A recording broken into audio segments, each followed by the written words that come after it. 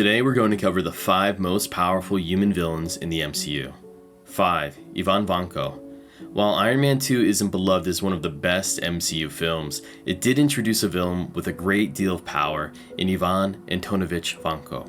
The son of a disgraced scientist, Vanko's vendetta against the Starks drove him to engineer a miniature arc reactor and 2 energized whips. He used his technology to attack Tony Stark and Monaco, causing a great deal of destruction in the process. Vanko was defeated, but after Justin Hammer recruited him to perfect his drone technology, he got a second chance at Stark. He redesigned the drones to do his bidding while simultaneously creating a suit of armor suitable to go up against Iron Man. Now, in the end, Vanko managed to stand up to Stark in his Iron Man armor, and he would have beaten him had War Machine not gotten involved. Despite losing to Stark, Vanko's technical genius and drive prove he's just as innovative and powerful as Tony. His ability to create an arc reactor with less equipment and less tech to salvage than Tony had in the cave places Ivan on the same level as his nemesis. When he was able to tap into the resources of Hammer Industries, he proved just how innovative and ruthless he could really be. 4. Eric Killmonger. Eric Stevens was a Wakandan-born Njataka. Still, unlike most of the members of his family, he grew up in America, and when he was still a child, the king of Wakanda, Chaka, confronted Eric's father in their apartment in America while Eric was playing outside. Eric's father, Prince Nujobu, had been planning to dethrone his brother so he could take over Wakanda and use its resources to take over the world. The 2 brothers fought, and Nujobu was killed, leaving Eric without a father, but with an intense hatred for the king and his family. Eric grew up and enlisted in the US Navy, eventually becoming a Navy SEAL, and as a member of that elite Black Ops unit, he earned the nickname of Killmonger for his skills and ability that made him an incredibly efficient killer. When he was powerful enough, Killmonger manipulated Ulysses Klaue into a position where he could kill him, earning his entry into Wakanda. Once there, he claimed his birthright and challenged T'Challa to the throne, and after an intense fight, Killmonger gained the upper hand, defeating his cousin and casting him into the waters at the foot of a massive waterfall. After this battle, he ingested the heart-shaped herb, so he was no longer a regular human without powers. Regardless, up to that point, he proved how powerful he truly was by undermining Wakandan affairs and manipulating Klaue to do his bidding. It was all a carefully orchestrated power play meant to elevate him from relative obscurity outside the Black Ops community to becoming the king of the most powerful nation on the planet. 3. Quentin Beck. Now, before following the path to becoming a supervillain, Quentin Beck was an employee of Stark Industries, where he created the hologram technology Tony dubbed BARF. Beck was pretty humiliated after Tony belittled his tech, so Quentin swore to get even with Stark.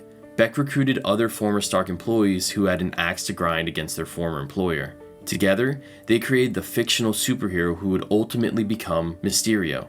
Using BARF, the team created detailed cinematic events, which made it appear as if Mysterio had superpowers when he was actually utterly devoid of them.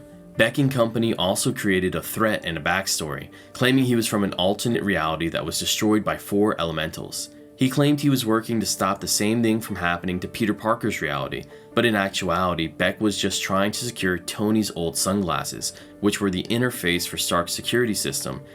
Beck was just trying to get control of the drones attached to Stark's defense satellites. The plan worked, and Beck expended his abilities by leaps and bounds via the drones. In the end, Spider-Man got his mojo back, and he managed to defeat Beck, but despite the loss, Mysterio had one more ace up his sleeves when he posthumously outed Peter Parker as Spider-Man. It takes a powerful villain to do as much damage as Mysterio did, and he managed to do it without a single superpower. 2. Baron Helmut Zemo. Helmut Zemo was a colonel with the Sokovian Armed Forces and the commander of Echo Scorpion, an elite paramilitary death squad.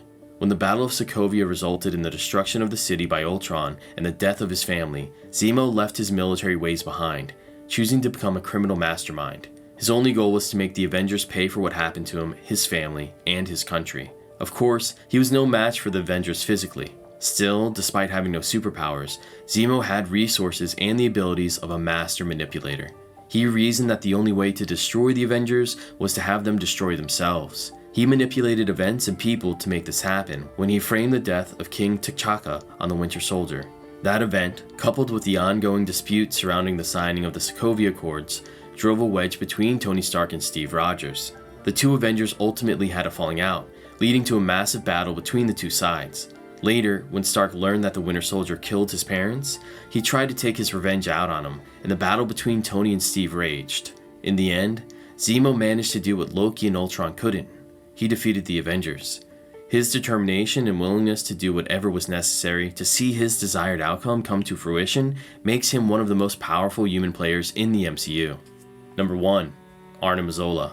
Dr. Arnam Zola was a scientist working for Hydra prior to the events of World War II. He was recruited by Johann Schmidt to be the organization's lead scientist, and in that capacity, he studied the Tesseract. Once he understood what made it tick, he created a device capable of siphoning energy from the artifact, which was channeled into advanced weapons. That technology nearly won the war for Hydra, but Captain America came along and defeated Schmidt before that could happen. He seemingly destroyed Hydra in the process, but leaving Zola alive kept Hydra from failing. Zola was recruited to aid the Allies via Operation Paperclip. He began working for S.H.I.E.L.D., but all the while, he was rebuilding Hydra under the organization's nose. Dr. Zola managed to rebuild Hydra in and outside of S.H.I.E.L.D., proving his genius and tenacity in the process.